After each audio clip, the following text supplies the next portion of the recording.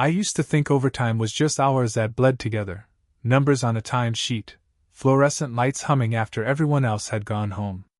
Then there was her. Most nights it started the same way. I'd leave my desk and wander down to the copy room where Ms. Reynolds, my boss, was still sorting through papers no one would probably read tomorrow. She had this habit of keeping her glasses halfway down her nose, as if she wanted to remind you she saw everything, but never directly. She wasn't the kind of boss who barked orders. More the kind who let silence sit in the air until you filled it. I guess that's why I always found myself saying more than I meant to when it was just the two of us. That night, I lingered by the coffee machine, pretending the buttons made sense. "You know it's empty," she said, not even looking up from the stapler she kept misfiring. I swallowed, just hoping it'll magically refill. Finally, she glanced over, the faintest smirk tugging at her mouth. "That's the kind of optimism I don't get paid enough to have." It should have been nothing. Just another tired joke passed between two people staying too late in a building that should have been dark by now. But my hands tightened around the mug anyway, like it mattered she'd noticed. I wasn't sure when I started noticing the smaller things. The way she tapped her nails on the desk when she was thinking. How she always added too much sugar to her tea and stirred it until the spoon clinked against the glass like a metronome. Or the way her perfume lingered long after she left the office, so that even walking by her door felt like a conversation I hadn't had yet. It didn't feel like attraction, not in the way movies made it out. It felt quieter. More like catching yourself staring at a painting in a gallery when you meant to move on. You can't say what holds you, only that you don't want to look away just yet. She caught me once. Staring. It was nothing. She dropped a pen, bent to pick it up, and I looked a second too long. When she rose, her eyes flicked to mine, and I panicked, folding the corner of a napkin I'd been using for crumbs into smaller and smaller squares. "You always do that," she said softly. "Do what?" My throat felt dry. "Fold things when you're nervous." I laughed, but it came out wrong, like a cough. "Guess it beats chewing my nails." Her eyes stayed on me a beat longer than they should have. Then she looked away, as if she hadn't meant anything by it. But I carried the weight of that look all evening, all the way home. That's the thing about nights like that. You go home and everything looks the same: your apartment, your half-eaten dinner, your phone face down on the counter. But inside, you're not quite where you were. I sat there for hours, typing out a message I'd never send. Just thanks for keeping me company tonight. Deleting. Rewriting. Not sending again. Around midnight, when the city outside was quieter than usual, my phone lit up on its own. It was her. One line. Simple. "Come in early tomorrow. My friend and I might need your help with some overtime." I stared at the screen, the words blurring slightly, as if they meant more than what they said. Maybe they didn't. Maybe they did. Either way, sleep never came. The next morning, I got to the office an hour earlier than usual. The lights in the hallway still flickered awake when I walked past. Her door was already open. Ms. Reynolds was standing by the window, coffee in hand, hair pulled back in a way that made her look younger but also more tired. "You're early," she said without turning. "You texted," I replied, trying to sound casual, like I hadn't spent half the night staring at the message. Finally, she looked over. "Right. That." She gave a small laugh, but it was softer than usual. "I shouldn't have sent it." "Why not?" She set her cup down. "Because I was tired. And I wasn't thinking." I nodded like I understood, but the truth was I didn't. Not really. Or maybe I did, and I just didn't want to admit it. We worked in silence for a while. She sorted files. I carried stacks of reports from one room to another. At some point, she asked if I wanted tea, and when I said yes, she poured it into a chipped ceramic mug, not the disposable ones the office kept. I don't know why that mattered, but it did. She handed it to me carefully, her fingers brushing mine for a second too long. Or maybe I just imagined it. "You remind me of someone," she said suddenly, sitting on the edge of her desk. "Who?" She hesitated, then smiled, though it didn't quite reach her eyes. My son. He's your age. Off at college now. Doesn't call enough. I looked down into the tea, steam clouding my glasses. Something heavy settled in my chest. I wasn't sure if she'd meant it as distance or as confession. Do I really? I asked quietly. Not in how you look, she said, shaking her head. In how you sit with silence. Most people can't. You can. Her words stuck with me the rest of the morning. She shouldn't have said them. Or maybe she'd meant for me to hear exactly that. Either way, I kept catching myself imagining things I shouldn't, like what it would be like to stay in her office after everyone left, or what her laugh might sound like if it wasn't weighed down by work and responsibility. At one point, I dropped a folder, and when I crouched to pick it up, she did too. Our hands brushed again. This time, neither of us moved right away. The paper lay scattered on the carpet, but neither of us seemed to care. She looked at me, really looked at me. For a second, the age gap, the job titles, the unspoken rules, they blurred. Then she cleared her throat and sat back up, smoothing her skirt as though nothing had happened. Careful, she said lightly. You'll crease the reports. I laughed, but it sounded strange, almost too loud in the quiet room. Later, when I left for lunch, she called after me. Hey, thank you for coming in early. I don't say it much, but I notice. Her words followed me down the hall, heavier than they should have been. I don't know why that moment stayed with me. Maybe because it felt like someone finally saw me. And that scared me more than anything. The office felt different after that morning. Like the air shifted. Every glance carried a weight I wasn't sure I could name. A week later, we stayed late again. Files spread across the desk, the faint hum of the building settling around us. I caught myself watching her hands, how steady they were, how deliberate, while mine kept fumbling with the stapler. You're distracted, she said without looking up. I almost admitted it. Almost. Instead, I muttered, just tired. Her lips pressed together, as if she wanted to push but didn't. A knock at the door broke the silence. Her friend, Melissa, the one from accounting, peeked in. She was around her age, maybe a little younger, sharp-eyed, quick with judgments. Still here? Melissa asked, eyebrows raised. Deadlines, Ms. Reynolds said smoothly. You know how it is. Melissa's gaze flicked between us. Then she smiled, too knowingly. Sure. Don't let me keep you. She left as quickly as she came, but her shadow lingered. I felt my stomach twist. She thinks something, I said. She always does, Ms. Reynolds answered, a little too fast. We didn't talk for the next half hour. Just papers, pens, silence. But every movement felt amplified, like the room had shrunk. At some point, she sighed and leaned back in her chair, rubbing her temples. I wanted to say something, anything, but the words stalled in my throat. You should go, she said finally. It's late. I don't mind. That's not the point. Her voice was gentle, but her eyes wouldn't meet mine. I stood there, holding onto the edge of the desk, as if my hands could keep me from saying what I shouldn't. Do you ever wish things were different? Her hands stilled. For a moment, the air between us held. Different how? She asked. I shook my head. Forget it. She gave the faintest smile, sad and restrained. You're too young to sound like that.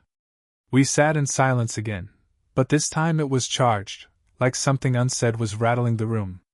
My tea had gone cold. She kept staring at the window as though the city lights outside might offer her an excuse. When she finally stood, gathering the files into neat stacks, I reached out without thinking, steadying the pile before it tipped. My hand brushed hers. We froze. Neither of us moved away. For a second, the world narrowed to that single point of contact. My breath caught. Her eyes flicked to mine, searching, questioning. And just as quickly she stepped back. The papers slipped from her arms, scattering across the desk. Careful, she said softly, echoing herself from before. But her voice cracked this time. I wanted to lean closer, to close the distance that kept growing between us. My mouth opened, but no words came. Instead, I just nodded, shoving my hands into my pockets. The moment had passed. Or maybe it hadn't. It happened on a Thursday. The office emptied early, leaving the building unusually still. She suggested we walk, just to clear our heads before going home. We didn't say much at first. Just the sound of our steps on the pavement, the city thinning into quiet streets. I kept shoving my hands deeper into my pockets, as if that would stop me from reaching out. At one corner, we paused by a small bench under a tired street lamp. She sat. I hesitated, then sat too, leaving just enough space between us to pretend it mattered. She looked tired. Not the kind of tired coffee fixes. Something heavier. "Melissa asked me if there's something between us," she said suddenly. My stomach clenched. "What did you tell her?" She exhaled, almost a laugh, but it broke halfway. "That it's ridiculous. That I'm your boss. That you're 23. I stared at the ground. Gravel. Cigarette butts. Anything but her. "Right." Silence stretched. Too long. Then, quietly, she added, "But it didn't feel ridiculous when she asked?" The words hung there, fragile and dangerous. I turned toward her. "What do you mean?" She shook her head, staring at her hands. "Forget it. I shouldn't have, no." My voice came sharper than I meant. I softened. I need to know." Her hands twisted in her lap. "You make me forget myself sometimes. And that scares me." I felt something crack open inside me. Not triumph. Not relief. Just a raw ache. "I think about you too," I admitted, the words escaping before I could take them back. "More than I should." She closed her eyes, as if the air itself had gotten heavier. We sat like that, two people caught between the truth and the rules holding it back. "Do you ever regret it?" I asked softly.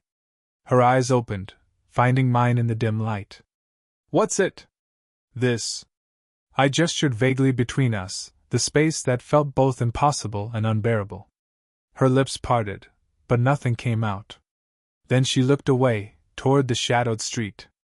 "Every day," she whispered. "And not at all." The honesty landed like a stone in my chest. I wanted to move closer. To erase the space.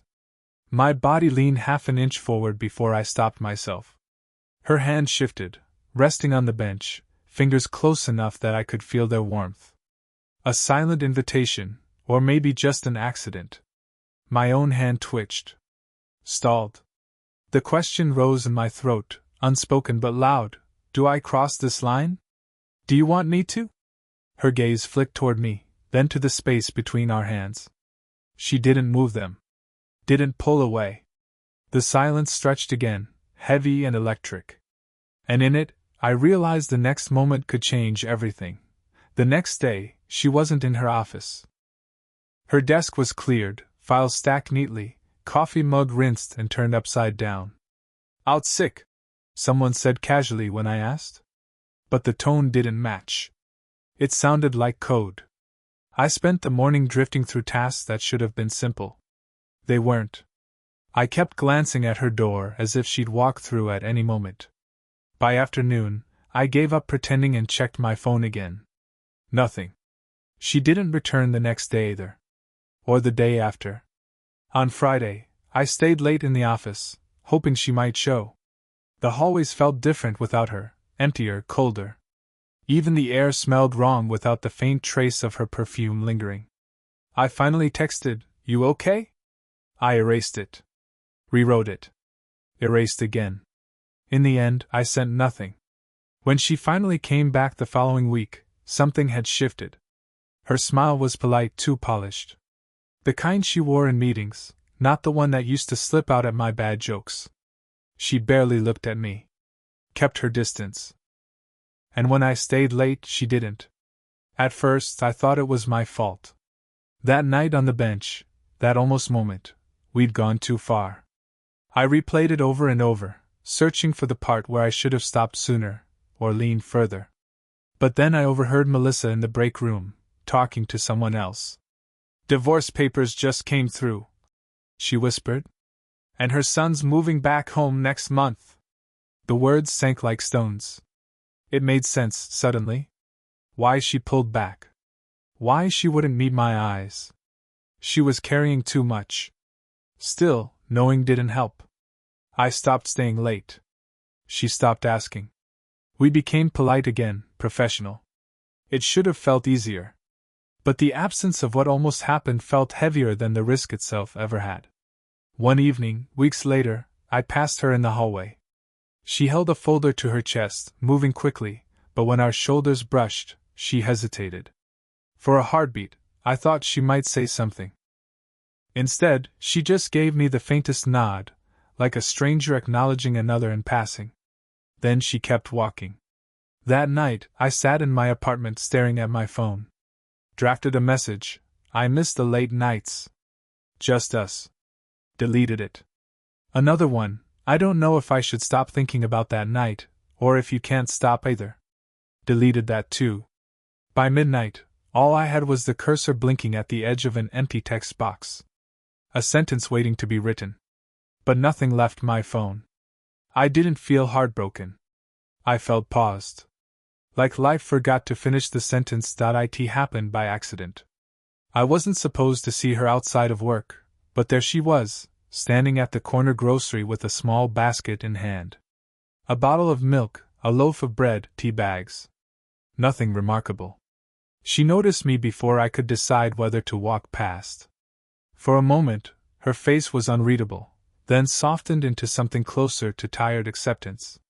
"Hi," she said simply. "Hi." I hovered near the shelves, hands jammed in my pockets. We left together without planning to, bags rustling at our sides. The walk was quiet, footsteps sinking in rhythm without meaning to. When we reached her building, she stopped at the steps. "Do you want to come in?" she asked. The words were casual, but her hand tightened slightly on the bag handle. I nodded before I thought better of it. Inside, her kitchen was dim, lit only by a small lamp over the counter. She set the groceries down and leaned against the sink. I stood awkwardly by the table, unsure if I should sit, or leave, or say something that wouldn't sound wrong. Finally, she broke the silence. "My son's coming back next week." I nodded. "That's good." "It is." She paused. "But it means we can't, whatever this is." The words stung more than I expected, but I understood. Of course I did. Still, I heard myself say, "You think I don't know that?" Her eyes flicked to mine, sharp, then soft. "Then why keep looking at me like—" She cut herself off. I took a step closer. My hands itched to reach for hers, but I stopped short. "Because I don't know how not to."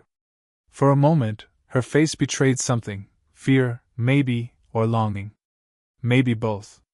She looked away, toward the stack of unopened mail on the counter.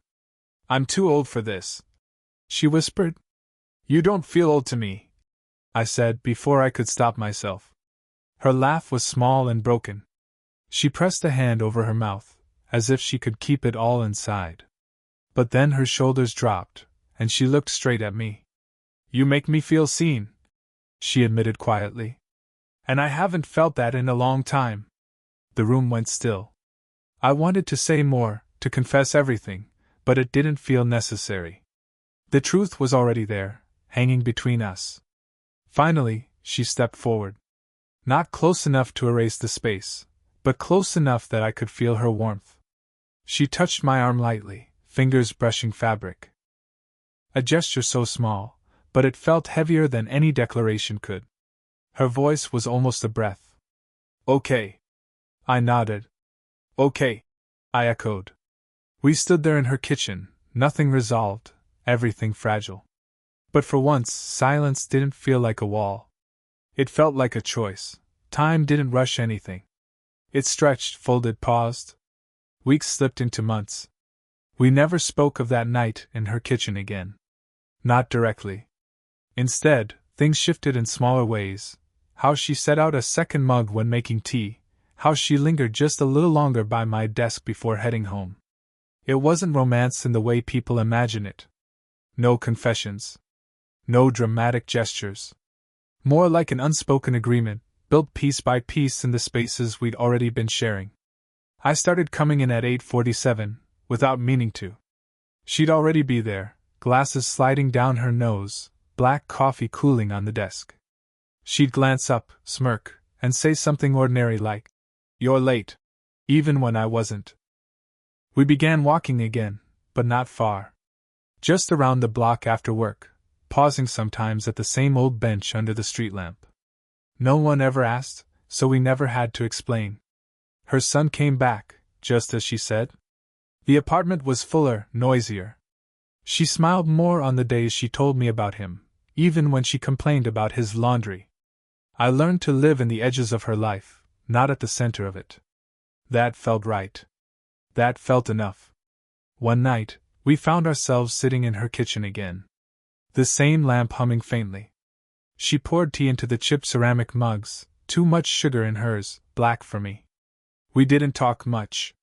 Just sat in the easy silence that had once felt unbearable. At some point I caught her looking at me the way she did on the bench that first night, the look that scared her, that almost unraveled everything. But this time, she didn't look away. It's strange what stays with you. Not the big moments, but the smaller ones, the clink of a spoon against glass, the pause before answering a question, the way silence can turn from suffocating into steady. We never crossed a line anyone else would notice. No one watching would call it love. But I did. In the quiet I knew. And so did she. Now, when I think back, I don't remember the office lights or the endless files. I remember the bench. I remember her hands resting close to mine on the desk. I remember the text I never sent, and the look she gave me instead, the one that finished the sentence life had once left hanging. And somehow, that was enough. What kind of quiet, real love stories do you want to hear next?